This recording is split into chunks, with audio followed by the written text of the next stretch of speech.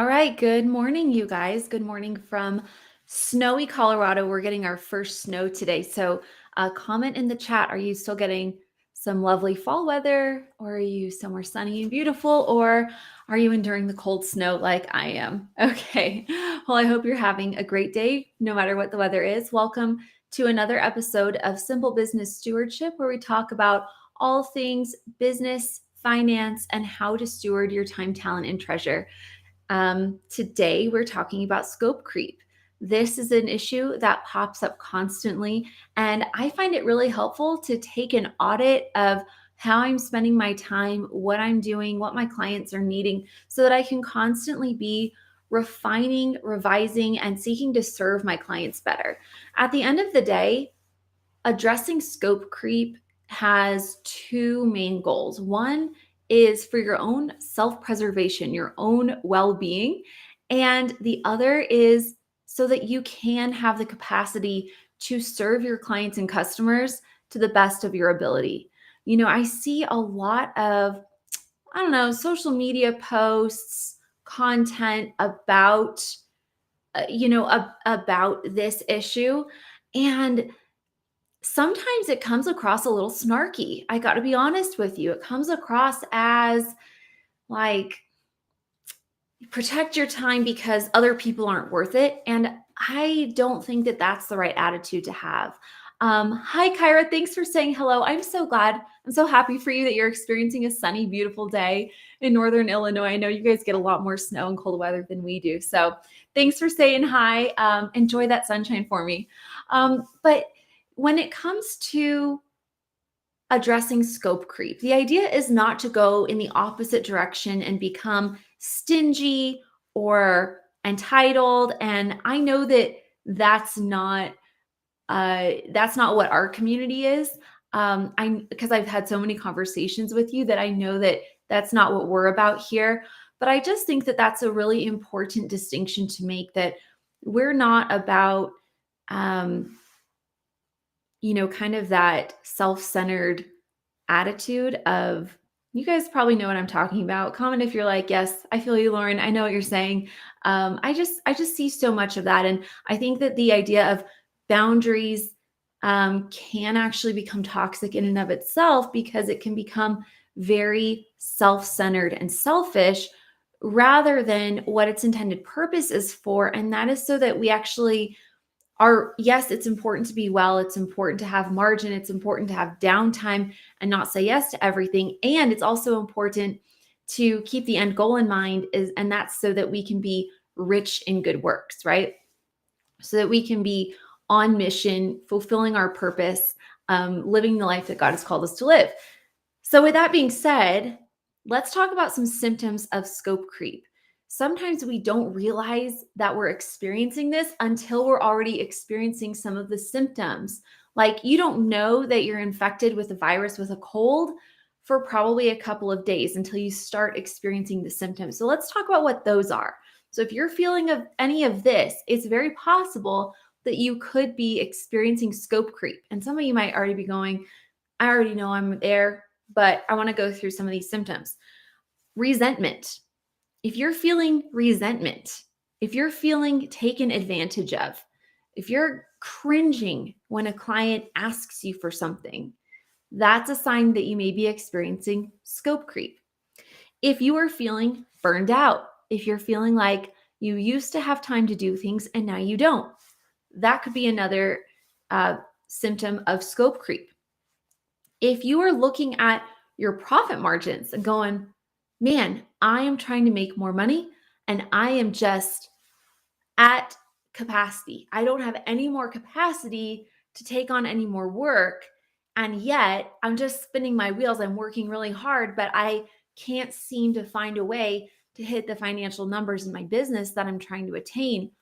That is potentially a sign of scope creep. And we're going to talk about what to do to address it. Oh, that's interesting. I'm getting weird spammy stuff on my chat. Block. This is new. Oh my gosh. Okay, I think I'm gonna you guys, if you're watching, let me know. Can I disable this chat? This is absurd. Okay, I blocked them. Good. Weird. Okay. Never seen that before. Sorry about that, you guys. Okay. Let's move on though. So, also agreeing to things that you don't actually want to do. That's a sign of scope creep. There's a lot of places that this can come from. And I've identified 3 reasons that this can happen. And then we're going to talk about what you can do to actually solve it. And I know that that can be easier said than done because you're working in real time. Like I've heard the analogy of you're trying to change the oil while you're actually driving it. And I think that that's a great analogy to what we're trying to do. We still have contracts with clients, you still have customer orders to fulfill. You're still trying to run a business. You can't just say, stop, start over, let's erase the whiteboard here. Well, what you can do is you can have some important conversations. You can get clear on what is causing the scope creep and what you need to do to address it. And moving forward, you can implement better practices that are going to help you maintain that margin so that you're not experiencing that resentment, that burnout, that lack of a way forward with your business growth. Okay, so fear of not providing enough value is one of the main drivers of scope creep. I talk to entrepreneurs all the time who feel this way. They are not confident in the value that they're providing.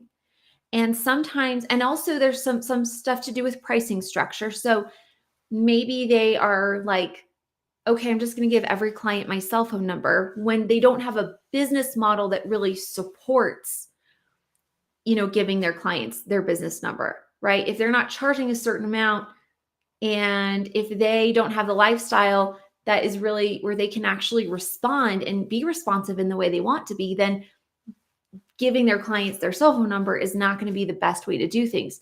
And so they experience scope creep because they're so afraid that if I don't, then the client is not going to find my services valuable, right? Or if you're on retainer, then that can be a really easy way to let things get out of hand because, well, they're paying me, so I just have to do whatever they ask me to do. That's not the case though, but it's easy to feel that way. And I'm going to talk about some really specific practical ways that you can address that and change that so that you can be confident in the value that you're offering, that you're providing to your client, and you don't feel like you have to just say yes to whatever they ask you to do. The other thing is sometimes we just struggle with saying no. It could be a personality thing. It could be a learned behavior, but for whatever reason, if you struggle to say no because you're afraid of what the other person is going to think or say or do, then that's something that you want to work on. I've had to work on that. So I totally understand. But that can be a really big thing to just say no when it's appropriate. And then the third reason that I find for scope creep is bad theology. There is a very pervasive belief that good service, serving someone well, loving someone well, just means doing whatever they want you to do. That's not true. Serving someone well actually means being able to discern when to say yes and when to say no. And when you say yes, being able to be sincere and meaning it wholeheartedly. And when you say no, you're not saying it out of resentment, but simply because you're discerning in that moment that this is not a wise thing for me to say yes to. So fear that you're not providing enough value, not being confident in the value that you're providing, so you feel the need to sort of compensate in a way. Not just sort of lacking the skill of being able to say no because of fear of what others might say or think, and bad theology, buying into the lie that great service to others means having no boundaries, right? So we want to address all 3 of those. And so I've got 5 different steps that you can take, 5 specific actionable things you can actually do to improve this so that you're not experiencing scope creep in your business anymore. This is not, because scope creep is not only detrimental to your profits, which it is, it's detrimental to business growth, to your operations, but it's also not good for your mental health, not good for your physical health, not good for your spiritual health. So we want to make sure that we're keeping that scope creep in check. And what I would do is just on a quarterly basis, I would reflect on how your time is being spent, maybe even log what you're doing day to day for a couple of weeks, once a quarter or a couple times a year, and really look at are the ways that I'm spending my time and my talent, are they in line with the best ways that I can really be serving others? Does this work for me? Is this sustainable? Or are there some adjustments that I need to make? So this is an iterative process. It's not a one and done. But once you do that initial sort of overhaul, I think what you'll find is that it really is a lot easier to make small changes incrementally and just sort of maintain the boundaries, maintain the day to day, rather than having to go a long time, wait till you feel burnt out or taken advantage of or resentful about having to do something, and then having to do this all over again. So there are processes and things that I'm going to show you, though, that you can do to prevent that from happening. The first one is to make a hate list. Yes, a hate list. Make a list of all the things you hate doing. Now, obviously, there are just things in life that we do that we don't always love. I had to do the dishes at 10:30 last night. I was in no mood to do the dishes last night. But let's just say we don't have the funds for a full-time live-in housekeeper. So that's not going to happen, right? That's not going to happen anytime soon. I'm going to be washing the dishes, and that's okay, right? There are things that we are not necessarily going to automatically be able to outsource or say, well, if I don't want to do it, I'm just not going to do it. But the point that I'm making here is, if you are doing things for clients or for customers or for a team member that maybe you delegated something out and you're not actually delegating it, take a look at what those things are and how your time is being used, and try to identify, do I really have to do this? Does this have to be part of my offer? Am I simply agreeing to it in the moment, even though I didn't actually agree to it in the contract? What are those things? I love talking with clients about this, especially when they just start unloading all of the things that they're saying, oh man, I actually don't enjoy this component of my work, but I just feel like kind of obligated, like it's part of the deal. And 80% of the time, it's not part of the deal. And you can actually make that change so that you're spending a lot more time doing the things you love and that you're really great at doing. So make that list. This is like a list just for you. And then from there, you can clarify within your scope of services, clarify what it is that you will do from now on and what it is that you will not do from now on.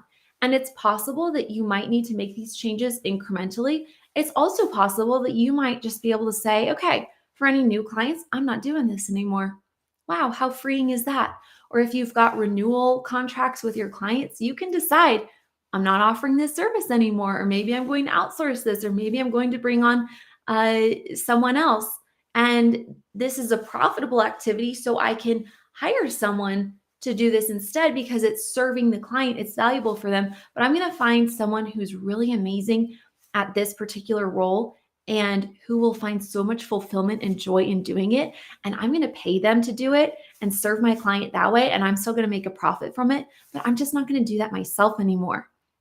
And even better, if you can replace that time with activities, with revenue and profit generating activities, so that you're not doing the things that you could outsource to someone, and it's actually costing you money to do that because maybe your scope of work, I'm thinking of attorneys, service-based businesses where there's maybe some technical work involved and maybe some strategic and advising work involved, and you are really great at the strategy and the advising, creative direction, and you would really love to hire someone out to do the more technical work, and you can pay them. You're going to pay them well, right? We believe in paying our teams well, but maybe that work doesn't command the same rate that your consultative work can do. And you're giving someone else the opportunity to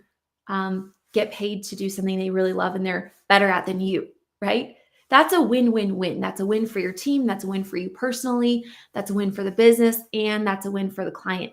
So start thinking about your roles and tasks in those terms. The next thing is be realistic. This is number 2. Be realistic about your ability to get things done in a certain amount of time. When we are planning, our natural tendency is to go, I can get this done in 20 hours. Really, though? That's if everything goes perfectly. So plan in for margin. One of the reasons that I limit the number of clients that I will accept at any given time is simply because I don't want to overpromise and underdeliver. I want to make sure that I have the margin so that I'm not showing up frazzled, exhausted, frantic. I don't want to be any of those things for my clients. I want them to be able to come to me to ask a question, to reach out between their coaching sessions, and for me to say, yeah, I've got time, tomorrow, let's hop on a call and let's just talk through that. Let's talk through what's going on in real time, or to be able to answer that email, or, show up when we have a coaching session, that there's nothing else on my plate that I'm really eager to get to, that there's no urgency there. That is an important way that I serve my clients well. And that requires me to have margin. And that's a little bit of a sidebar there, is that if you don't have this margin because of scope creep, then you're actually doing the opposite of what you want to do, because the whole goal is to provide great service, right? And you can't do that if you aren't doing well yourself. If you feel frantic, if you feel burnt out, if you feel resentful, you're not going to give your best to your client, even when it comes to doing the things you love and you're great at doing. So this is a really important step, being able to set those boundaries and fix the scope creep. That's a critical part of being able to super serve your clients. Okay, so be realistic, build that margin of time into your schedule so that you can be fully committed to the things that you say you're going to be fully committed to. Step 3, check your alignment between what it is that you're charging and what you're providing. So this is where you get confidence about the value of your services. Again, let me say that. This is where your confidence in the value of your services is going to come from. Don't leave this open-ended. Be really specific and really clear about this. These are the outcomes that I provide. Base your pricing off of those outcomes, not on your process. You don't become more valuable to your client just because a project took you 10 hours instead of 5. They don't really care how long it took you. They just want the results. So always base your pricing on the predetermined outcomes that you are working to get your client, not on the scope of work or the number of tasks or the process. Okay? Efficiency is a good thing. Cutting corners is not a good thing, but efficiency and effectiveness, those are valuable things. So don't feel like you need to just offer more because you're worried that the value isn't there. Get clear on what that value actually is based on the outcomes and charge accordingly. Now, the next step to that is you want to make sure you have really clear agreements. So once you have figured all this out, what does this mean for how are my prices out of alignment, or am I really taking on more than I should be because I just don't have that confidence, or I'm not clearly communicating those outcomes? Maybe there's a disconnect between what I think my client is expecting and what they're actually expecting. This can all be cleared up by starting off with clear agreements. And this goes back to using that list of what you will do and what you will not do. So when you are meeting with a new prospective client, be really clear. This is what I do. this is what I don't do. If there's a limit on your time, then this is how many hours you get. This is when you can contact me. This is when I'll respond. I will respond within 24 hours, or I will acknowledge that I received your email within 24 hours. It doesn't mean you have to solve all their problems in 24 hours. One of my favorite conversations that I had was with another coach a few years ago, and I was feeling so frantic. I was just feeling overloaded by the number of demands that were on me. And this other coach pointed out that I had really trained my clients at this point. No one I'm working with now, this was years ago, but I had really trained them to expect an immediate response. And this other coach told me, Lauren, you are a coach. You are not 911. And I thought, that's a really good point. That was very freeing. That moment, that was a very freeing moment, because I realized that nothing that I help my clients with is a literal emergency, right? There can be things that are time sensitive, and that's completely fine. But I don't need to respond to emails at midnight or on a Sunday morning, right?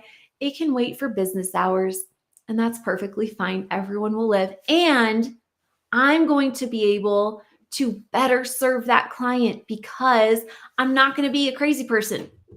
That's good for everyone. That's important. Oh, there's my cat. Let me remove him. Okay. Thanks, Oliver.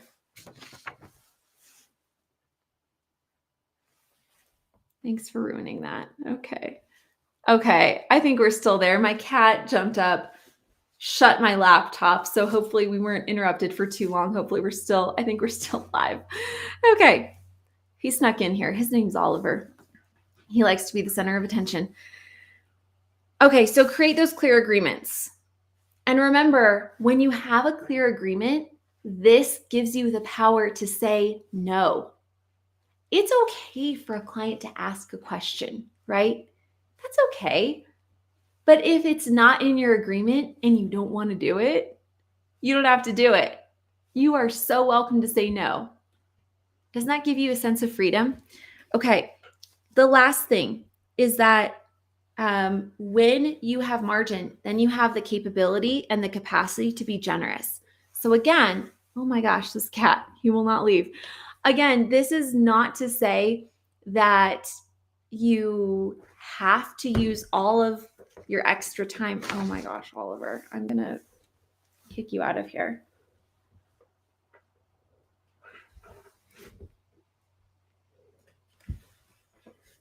Okay. We are still live. Sorry about that. This is not to say that you have to use all your spare time to go out and serve others, right? This is margin, both in terms of your time and in your capacity to do work. So you can use some of this freed up time and freed up creative energy and freed up, profit for your own business expansion and development, or personal things, entrepreneurial freedom, right? That's all great. And at the same time, when you have the margin and you have the capacity to serve freely, that feels really, really good. Rich Litvin mentioned, he's a coach, he said that he doesn't love to give bonuses because as soon as you offer something as a bonus, it becomes an expectation instead of something that someone views as extra, right? Now, I believe there is a time and a place for bonuses. In fact, I just signed up for a training in part because of a bonus, because there was a resource that I was really excited to get my hands on. But so there's a time and a place for bonuses. They're not bad. But what if you could say, okay, I'm going to, in our contract, we have this many sessions together, or this is the package that you get and whatnot. And then the client signs up with you because the value is there, right? They don't expect anything extra. And then you surprise them with something anyways. How cool is that? How much more valuable of an asset are you to your client when you go beyond the agreed scope of services? so that this way it's not an expectation, but they really appreciate it. And you're not doing something out of feeling compelled or resentment, or you're afraid of what the response will be if you don't, but instead, because you have that clear agreement and because you have clarity about this is what I do, this is what I don't do, here are the boundaries, I have the ability to say no. When you have all those things in place and then you're able to give just because you want to, and just because that's what will best serve the client in the moment, that's the good stuff. That's when you've really got it made as an entrepreneur. All right. Well, I hope this has been helpful for you today. It's been a lot of fun. Sorry about the cat.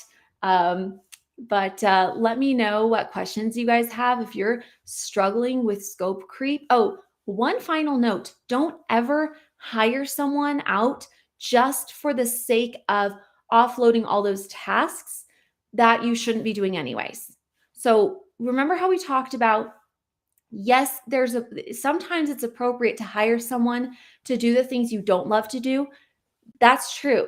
And at the same time, I want you to be aware of the distinction between doing that versus I'm just too busy. That must mean I need to hire someone.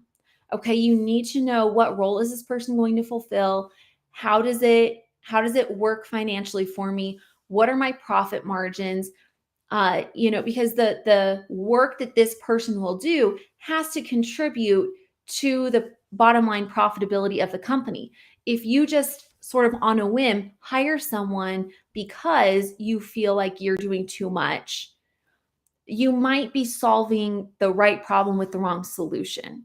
You might be trying to free up more time for yourself, but really it's just going to be an extra expense to hire someone so you're becoming less profitable and you have someone else to manage, but they're not really doing anything that is contributing not that their work isn't meaningful, but that you don't have any intentionality around what that profitability is going to look like or how this really fits into your plan.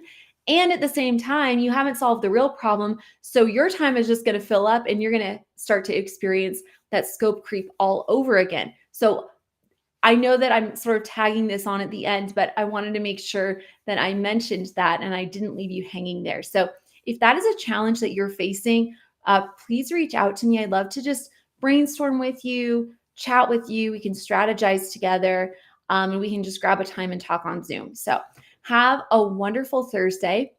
I hope you're enjoying your weather wherever you are, and I will talk with you guys again next week.